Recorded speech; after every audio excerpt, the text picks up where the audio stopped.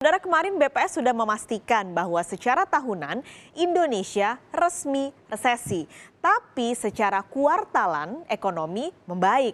Nah, jurnalis Kompas TV Dian Silitonga dan juru kamera Raika Singgar sudah ada di Gedung Bursa Efek Indonesia Jakarta.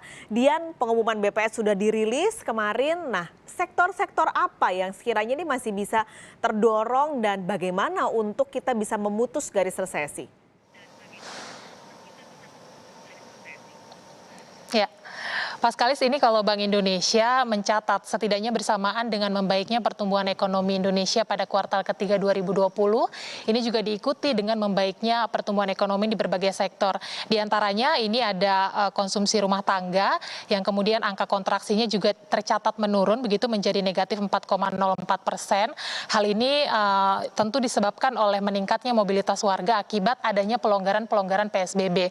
Kemudian juga selanjutnya ada angka konsumsi pemerintah yang tercatat juga melesat pada kuartal ketiga 2020, Paskalis, yang angkanya adalah 9,76%, padahal pada kuartal kedua 2020 yang lalu ini angkanya masih negatif 6,9%. Kemudian juga ada kinerja investasi kita yang angka kontraksinya juga mengalami penurunan menjadi negatif 6,48%, dan kemudian juga diikuti dengan kinerja ekspor kita yang angka kontraksinya juga ikut menurun menjadi negatif 10,82%. Kemudian juga ada lapangan usaha yang tercatat juga mengalami perbaikan kinerjanya. Di antaranya adalah lapangan usaha di bidang informasi dan komunikasi, kemudian juga di bidang jasa kesehatan dan kegiatan sosial, kemudian juga lapangan usaha di bidang jasa pendidikan, di bidang penyediaan akomodasi dan makan minum, kemudian juga di bidang transportasi dan pergudangan, kemudian juga lapangan usaha di bidang industri pengolahan, konstruksi, dan juga perdagangan. Itu soal sektor yang kemudian masih mengalami pertumbuhan. Nah, bagaimana dengan atau terkait langkah yang harus ditempuh oleh negara untuk menanggulangi resesi?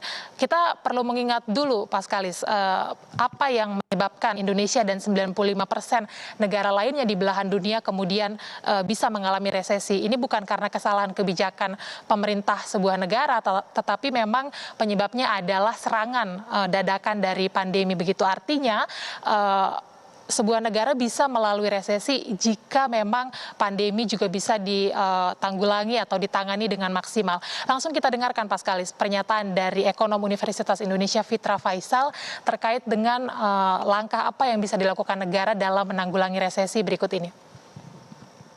Kalau misalnya ditambah dengan stimulus tadi bisa direalisasikan 100%, maka ada kemungkinan kita bisa tumbuh positif ya, 0% ke atas. Yang mendominasi keseluruhan konsumsi adalah 20% income yang di atas. Apa yang terjadi dengan mereka? Yang terjadi dengan mereka adalah mereka menahan spending. Kenapa mereka menahan spending? Karena faktor resiko. Faktor resiko terbesar apa? Selama 2020 dan 2021, COVID.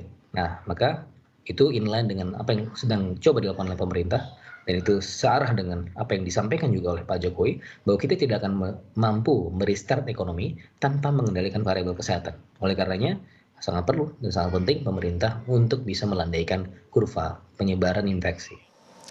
Ya, Paskalis dan juga saudara, salah satu poin utamanya untuk kita bisa melewati masa resesi adalah terkait dengan kedisiplinan seluruh elemen masyarakat dalam hal menanggulangi pandemi. Karena tidak bisa dipungkiri, kita sudah 8 bulan padahal menghadapi pandemi, tetapi angka kasus positif COVID-19 di Indonesia ini masih terus meningkat. Kemarin angka terbarunya ini sudah 425.700-an kasus positif COVID-19 di Indonesia. Jadi setiap harinya ini hampir konsisten angka penambahan kasus barunya sebanyak 4.000-an kasus. Tentu ini sekali lagi harus menjadi perhatian bersama. Kalau kita mau melewati masa resesi, kita juga harus bekerja sama bersama-sama melewati dalam hal menanggulangi pandemi. Nah, sekarang saya akan langsung mengajak Anda, saudara, melihat bagaimana pergerakan indeks harga saham gabungan kita setelah pada hari kemarin IHSG kita justru berhasil ditutup menguat 3%. Padahal seperti yang Anda katakan, Paskalis, BPS ini baru saja merilis angka pertumbuhan ekonomi kita yang menyebutkan bahwa kita resesi begitu, tapi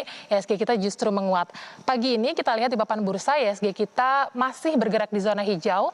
Nah, memang salah satu penggerak utama IHSG kita pada pekan ini tidak lain adalah terkait dengan penantian hasil pemilu di Amerika Serikat, Paskalis. Nah, sampai dengan hari ini, sejauh ini penghitungan suara yang dilakukan oleh sejumlah lembaga survei di Amerika Serikat ini masih mengungguli Capres Joe Biden. Nah, memang dinilai nantinya kalau Joe Biden berhasil memenangi Pilpres Amerika Serikat, menjadi Presiden Amerika Serikat, maka akan ada sejumlah kebijakan yang akan dilakukan Joe Biden. Ini kebijakan-kebijakan yang tentu kontra dengan kebijakan Trump. Di antaranya diprediksi terkait dengan kebijakan pajak dan juga kebijakan luar negeri. Nah, untuk Indonesia sendiri, kalau nantinya Joe Biden menerapkan atau membuat kebijakan terkait dengan pajak dan kebijakan luar negeri, ini akan menguntungkan dari sisi nilai tukar rupiah dan juga relasi dagang. Tentu ini nanti akan ditunggu bersama bagaimana hasilnya, Paskalis, karena kita tahu Amerika Serikat ini menjadi negara dengan PDB nomor 1, begitu artinya kebijakan-kebijakan yang dilakukan oleh pemimpinnya ini tentu akan berpengaruh pada kegiatan ekonomi dan juga akan berpengaruh pada pasar-pasar di negara-negara berkembang termasuk Indonesia. Kembali ke studio, Paskalis. Jadi tadi menghijau pagi ini dan tampaknya asing juga sudah mulai net buy lagi. Tadi tercatat 50 miliar sudah tercatat pada pagi ini. Semoga akan terus membaik hingga nanti ditutup di sore hari nanti. Terima kasih Dian Silitonga mengulas langsung dari Bursa Efek Indonesia.